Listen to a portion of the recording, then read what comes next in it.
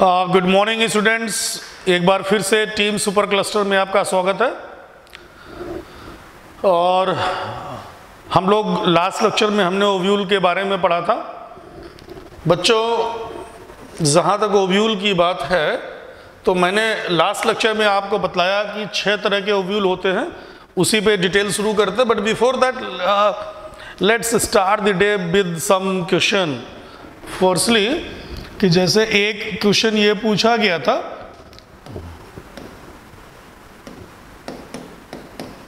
What is नीमिक phenomena.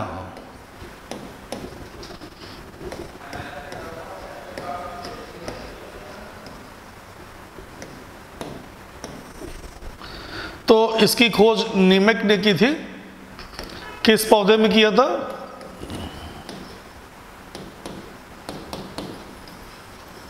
हायसिंथस orientalis.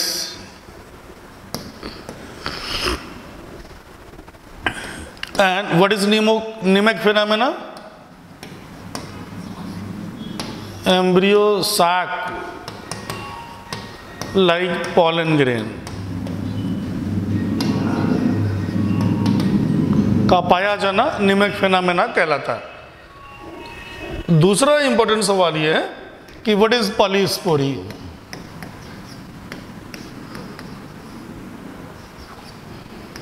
C pollen mother cell जो कि diploid होता है after reduction division 4 haploid microspore बनाता है, और इसको हम लोगों ने क्या बोला था? माइक्रोस्पोरोजेनेसिस। लेकिन अगर मान लीजिए माइक्रोस्पोर 4 से ज़्यादा बन जाए तो उसी को पॉलीस्पोरी कहते हैं। मोर देन 4 माइक्रोस्पोर पर टेट्राड। जैसे 11 पाया जाता है, 11 इन कस्कुटा। एक और बड़ा इंपॉर्टेंट सवाल, साइपरेसी फैमिली में 3 आउट ऑफ 4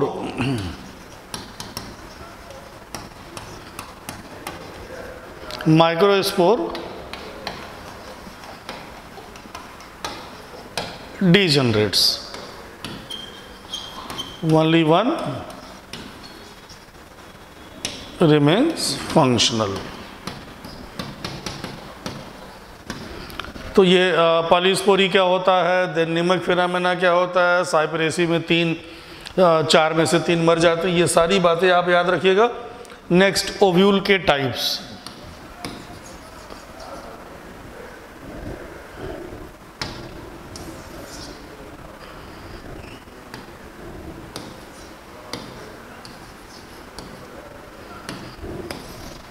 और पहला पढ़ेंगे orthotropous, also called as straight ovule. अब ये जो ओव्यूल का क्लासिफिकेशन है, पहला सवाल बड़ा ही इंपॉर्टेंट आप याद रखेंगे। ये किस बेसिस पे? तो based on relative position of micropyle, chalaza and funicle. So based on relative position of micropyle, chalaza and funicle, ovules are classified into 6 types. Number 1 आर्थोट्रोपस और स्ट्रेट ओव्यूल, और ये मोस्ट प्रिमिटिव होता है।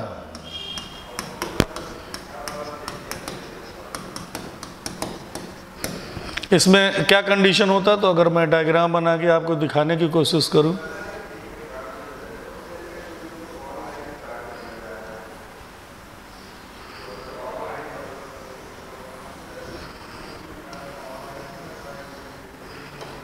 this is funicle, this is chalaza and this is micropyle.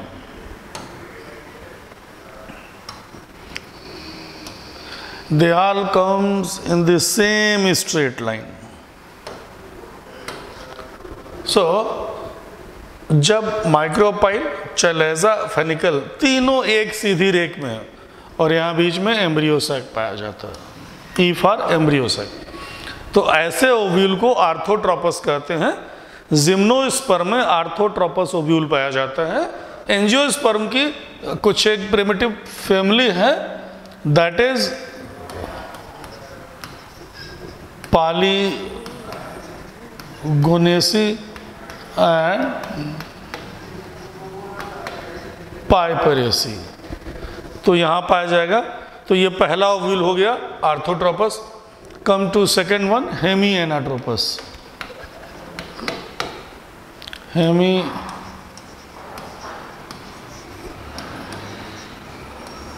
Anatropous and it is characteristic feature of family Ranunculaceae। Ranunculaceae को प्यार से butter cup family कहा जाता है, ये याद रखना बच्चों, बटर कप फैमिली। और what happens in hemi anatropous ovule, ये देखिए ये कंडीशन होगा, body of ovule bend side,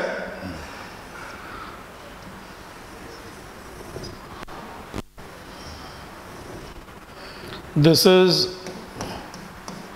micropyle, embryo sac, chalaza and funicle।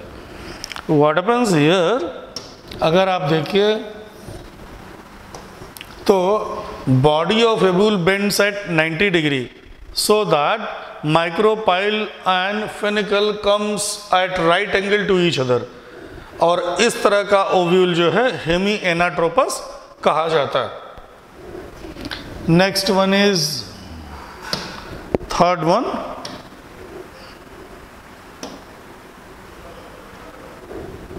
Anatropous.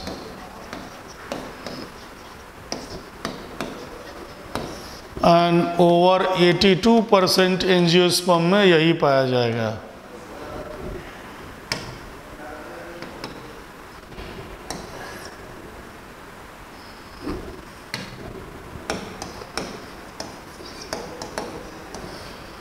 Anatropous, anatropous में क्या होता, बॉडी ऑफ ओव्यूल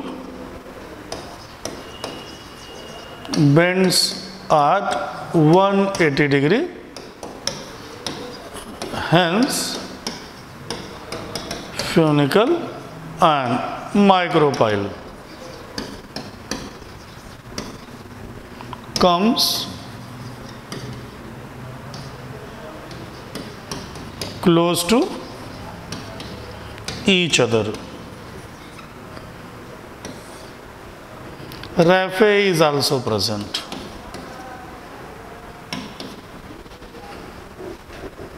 तो इसको इन्वर्टेड ओव्यूल भी कहते हैं, यही सबसे कॉमन पाया जाता है। ये देखिए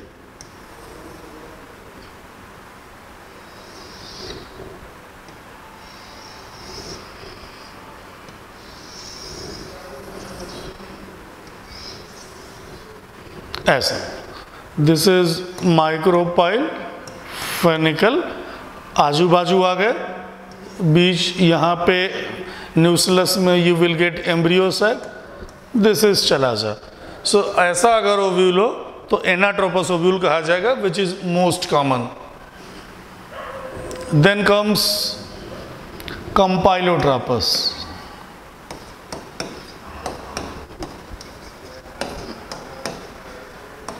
पल्सेस और क्रूसीफेरी में पाया जाएगा, इसको कर्व्ड ओव्यूल कहते हैं। इसमें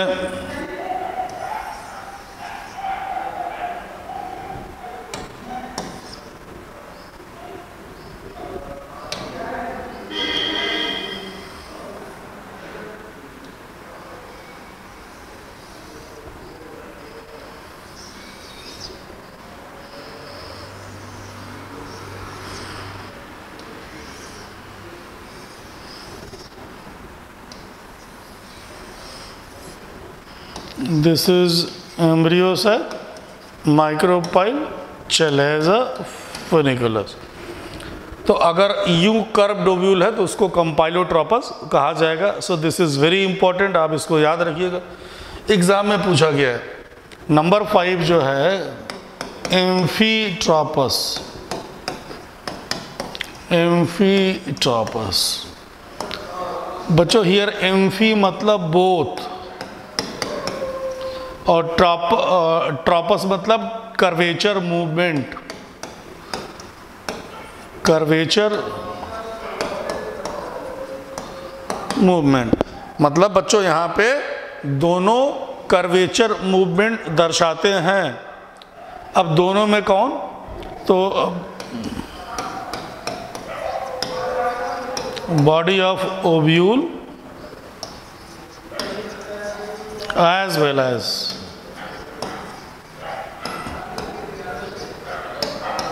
embryo sac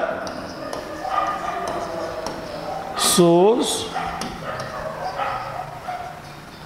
curvature movement.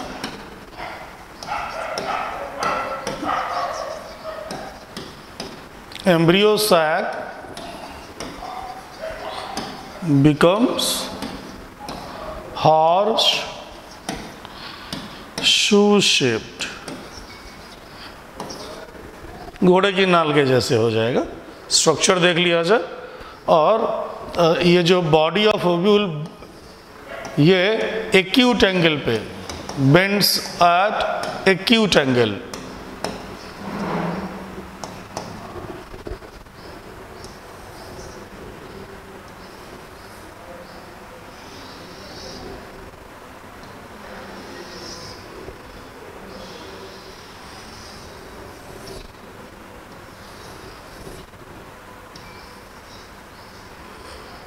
This is embryo sac. और ये कैसा हो गया है, horseshoe shaped. This is micropyle chalaza funicle. और इनके बीच जो एंगल है वो कैसा है, एक्यूट एंगल है। ऐसा एलिसमेसी और ब्यूटेमेसी फैमिली में मिलेगा। एलिसमेसी एंड ब्यूटामेसी फैमिलीज में ऐसी कंडीशन मिलेगी जहां पे बच्चों, this is very important, amphi मतलब बोथ दोनों, और ट्रोपस मतलब कर्वेचर मूवमेंट, जहां दोनों कर्वेचर मूवमेंट शो करते हैं। सवाल बनेगा दोनों कौन कौन, तो body of ovule as well as embryo sac. तो एम्ब्रियो सैक कैसा हो गया, हार शू शेप। इस एम्ब्रियोलॉजी के चैप्टर में हार शू शेप स्ट्रक्चर हम लोगों ने दूसरी बार पढ़ा। इसके पहले हम लोगों ने पढ़ा था स्मॉलेस्ट पैरासिटिक एंजियोस्पर्म आर्सियोथोबियम माइन्यूटिसिमा में जो एंथर होते हैं वो पढ़ाया था मैंने आपको, हार शू शेप। इन सारी बातों को आप याद रखिएगा। और लास्ट वन इज छठे तरह का जो ओव्यूल है, दैट इज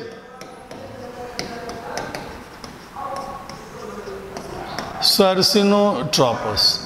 और ये जीरोफिटिक फैमिलीज में मिलता है। जीरोफिटिक फैमिलीज जैसे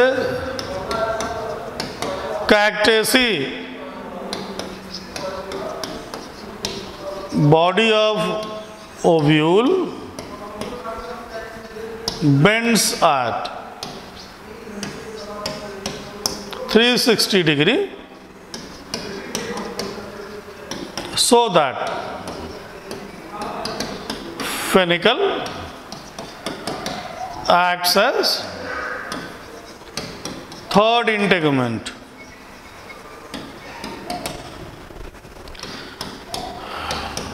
Air space filled with air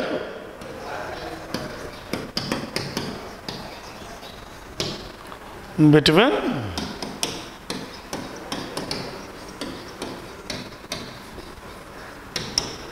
outer and inner integument।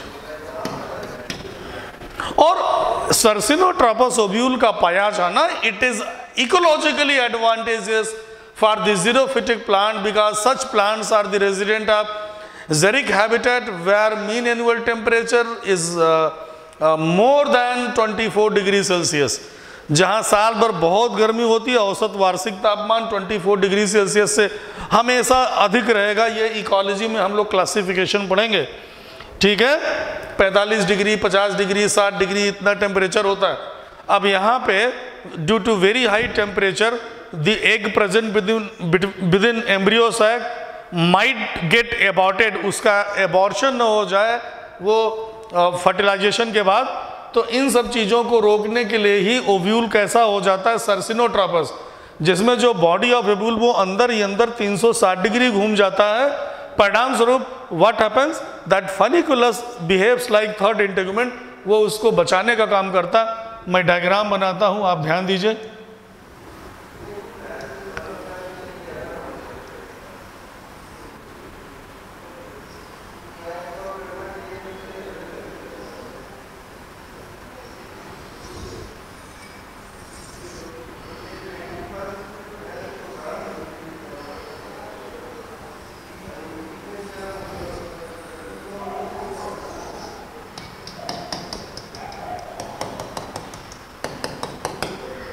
This is the funicle, micropyle, embryo sac, chalaza, and one very important feature जो मैंने आपको बतलाया कि आउटर और इनर इंटेगुमेंट के बीच में देयर इज एयर स्पेस। क्या होता है? Air space. और this air space filled with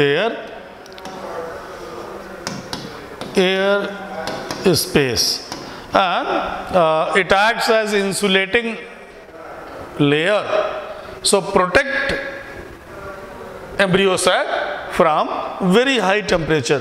तो students, so these are the 6 different kinds of ovule. तो हम लोगों ने ओव्यूल का क्लासिफिकेशन पढ़ लिया।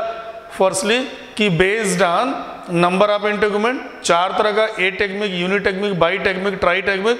ट्राईटेगमिक में हम लोगों ने करेंकल पढ़ा, एरिल, और लीची में एरिल ही एडिबल पार्ट होता है। ओके, दूसरा क्लासिफिकेशन पढ़ा on the basis of relative position of micropyle, chalaza and funiculus, और कुल 6 तरह का ओव्यूल पढ़ा। अब आगे हम लोग पढ़ते हैं megasporogenesis.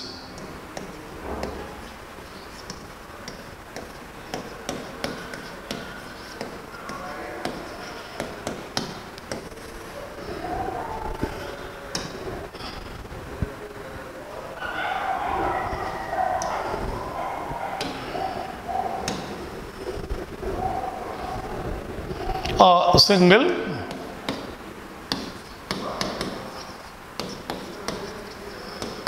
nuclear cell from micropyle region becomes meristematic by the process of differentiation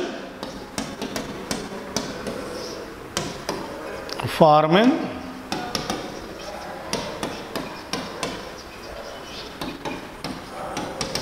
archisporium.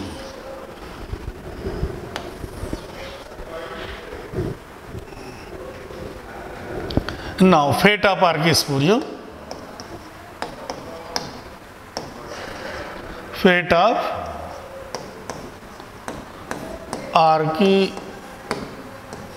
archisporial cell.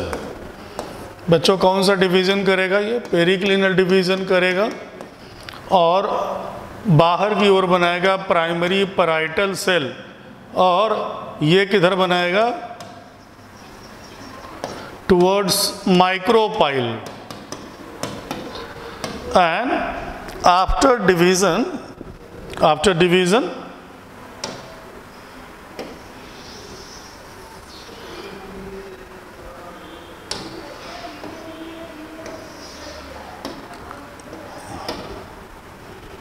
Nucleus बनाएगा। अगर न्यूक्लियस वेल डेवलप्ड हो तो ऐसी कंडीशन को बोलेंगे क्रासी न्यूसलेट। ये याद रखिएगा, बड़ा इंपॉर्टेंट सवाल है। This primary parietal cell undergoes several division to form well developed nucellus, then it is called as crassinucellate type of development. और ऐसा डेवलपमेंट बच्चों कहाँ पाया जाता है वो मैं आपको बताने जा रहा हूँ। Such development occurs in monocot and polypetalae. Polypetalae और मोनोकाट में पाया जाता है। और अगर इफ न्यूसेलस इज स्कैंटी, बहुत कम हो, 4 to 8 सेल, तो इस तरह के डेवलपमेंट को बोला जाता है टेन्यू न्यूसलेट टाइप। और ऐसा कहाँ मिलेगा बच्चों? गैमोपेटैली। नाउ जो अंदर की तरफ चलेजल एंड की तरफ जो सेल रहती है उसको हम लोग बोलते हैं प्राइमरी स्पोरोजिनस सेल। और यही प्राइमरी स्पोरोजिनस सेल किस में कन्वर्ट होता है? Megaspore mother cell. And this megaspore mother cell undergoes meiotic division forming megaspore tetrad. तो पहले यह समझ लीजिए कि मेगास्पोरोजेनेसिस की प्रोसेस शुरू कर रहा हूं। Single nucellar cell from micropyle region becomes meristematic by the process of dedifferentiation forming archisporium. So that's why archisporium is an example of secondary meristem. और जो archisporial cell है बेटा, there is the single archisporial cell and that archisporial cell undergoes periclinal division forming parietal cell, primary parietal cell towards micropyle end and primary sporogenous cell towards chalazal end. अब यही primary sporogenous cell किस में convert हो जाता है? Megaspore mother cell, जो कि myiasis करके मेगास्पोर बनाएगा। और पैराइटल सेल डिवीजन करके अगर वेल डेवलप्ड न्यूसेलस बने तो ऐसे डेवलपमेंट को क्रासी न्यूसेलेट टाइप कहा जाता है, जो कि पॉलीपेटली ऑफ डाइकाट और मोनोकाट में पाया जाता है। और अगर न्यूसेलस स्कैंटी हो, पुअरली डेवलप्ड हो, तो बच्चों उसे टेन्यू न्यूसेलेट टाइप ऑफ डेवलपमेंट कहा जाता है। और ऐसा डेवलपमेंट गैमोपेटली में पाया जाता है। So let us see the fate of megaspore mother cell.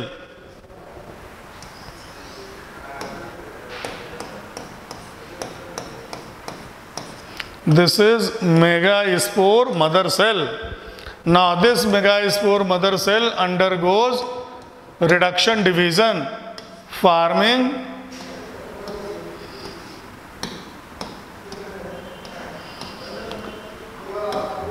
Four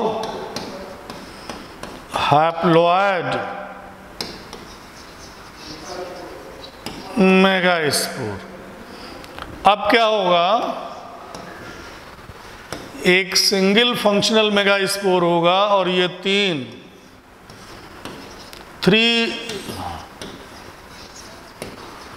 degenerates towards micropyle, acts as nurse cell. And what is the role of nurse cell? To provide nutrition for the developing megaspore. So this is the developing functional megaspore.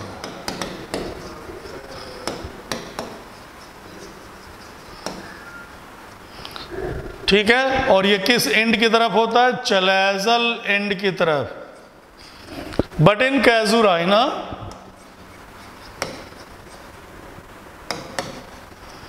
Any one of 4 becomes functional. अब ये जो functional megaspore है, देखिए चाहे अगर human being में भी female में मियासिस होने से सिंगल एग और ओवम बनता है, जबकि मेल में 4 स्पर्म बनता है। और यहाँ भी पॉलन ग्रेन जो माइक्रोस्पोर्स होते हैं वो चारों फंक्शनल रहते हैं, बट फीमेल में 1। ठीक है, अब आगे अगली स्टेप देखते हैं। Mega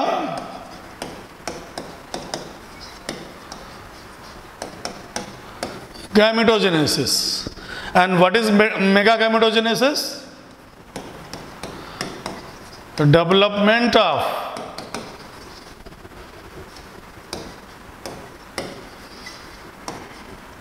embryo sac or female gametophyte.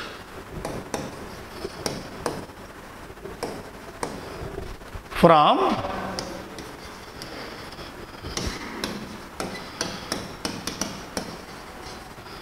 functional megaspore involving 3 successive mitotic division। 3 mitosis होगा। तो कैसे होगा ये देखिए, this is megaspore mother cell, ये डिप्लॉयड होता है। अब यहाँ पे फर्स्ट माइटोसिस, और बेटा सारे के सारे माइटोसिस शुरू में फ्री न्यूक्लियर डिवीजन होते हैं, बाद में साइटोकाइनेसिस होता। तो कितने हो जाएंगे न्यूक्लियस? 2। देन सेकेंड, तो 2 से कितने हो जाएंगे? 4। 2 चलेजा की तरफ, 2 माइक्रोपाइल। फिर थर्ड माइटोटिक डिवीजन, तो कुल कितने हो जाएंगे? 4 इधर, 4 इधर। फिर अगली स्टेप में क्या होता?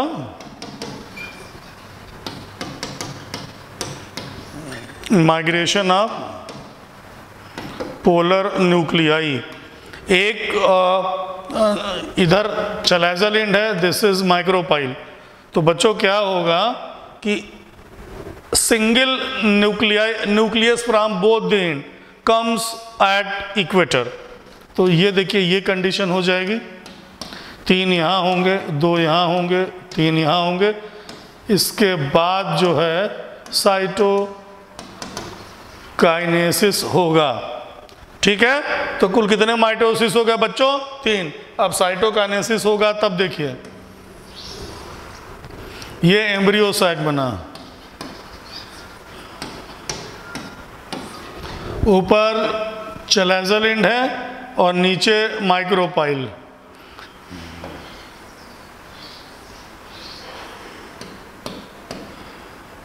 ये दोनों सिनर्जिड्स हो गए, बीच में एग सेल हो गया, और इधर 3 क्या होते हैं? These are antipodals. और एंटीपोडल्स का रोल क्या होता है? न्यूट्रिटिव। और एक बीच में, this is the central cell, और यही लार्जेस्ट सेल होता है एम्ब्रियो सैक का, और इसी में ये दोनों पोलर न्यूक्लियाई होते हैं। So cell wall is not formed around polar nuclei, rather they are present within the cytoplasm of the largest central cell, polar nuclei। तो ये n+n हो गए, बाकी सारी की सारी कोशिकाएं हैप्लॉयड हो गई। ठीक है बच्चों, so this is the embryo sac. Antipodals 3 हो गए और इधर एग अपरेटस। अब इस तीनों को मिला के क्या बोला जाता है? Egg apparatus। So remember, egg apparatus includes synergids along with egg. So 2 synergid and 1 egg collectively constitute egg apparatus. एक और apparatus हम लोगों को स्टडी करना ज़रूरी है, वो क्या है कि synergids में you will get filiform apparatus. So this is called as, may I write down here? Yeah, this is called as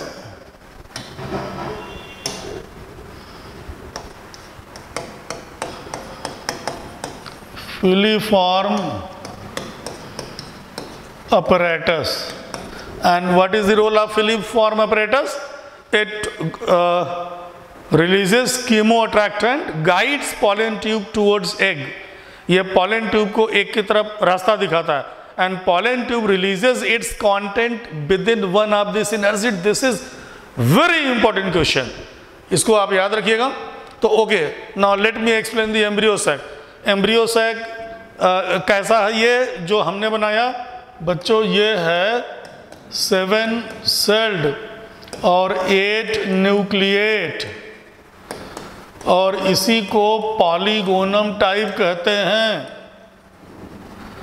polygonum type of embryo sac.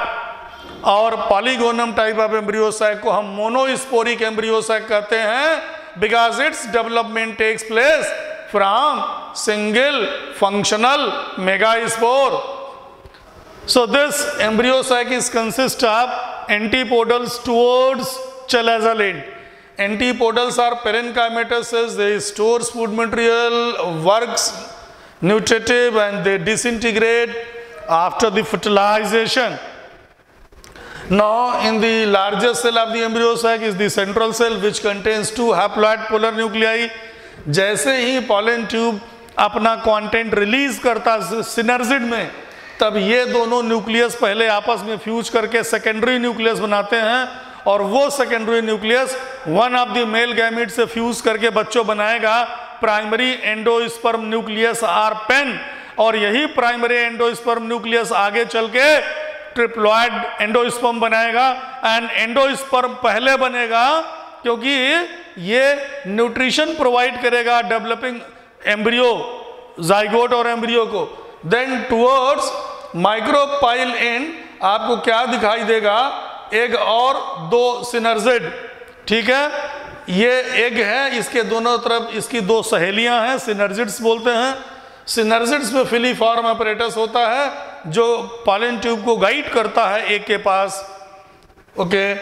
In Sasa paniculata, Sasa paniculata is a kind of bamboo where number of antipodals may be over 300.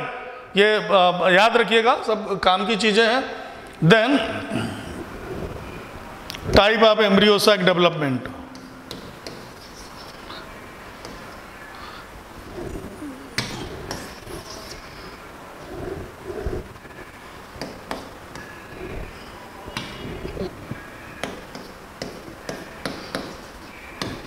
Types of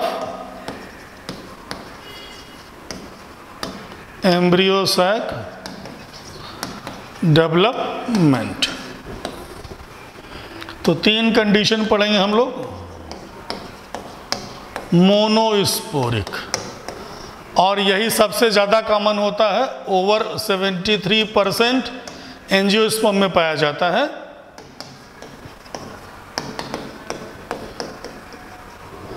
और इसी को हम बोलते हैं 7 celled and 8 nucleate, या इसी को क्या बोलते हैं? Polygonum type. दूसरा है bisporic. If embryo sac develops from 2 functional megaspore, और ऐसा मिलेगा एलियम में तो इसलिए उसको एलियम टाइप कहते हैं. और टेट्रास्पोरिक डेवलपमेंट, ये फिर कई तरह का होता है, कई जगहों पे पाया जाता है, जैसे पाइनिया, फ्रिटिलारिया,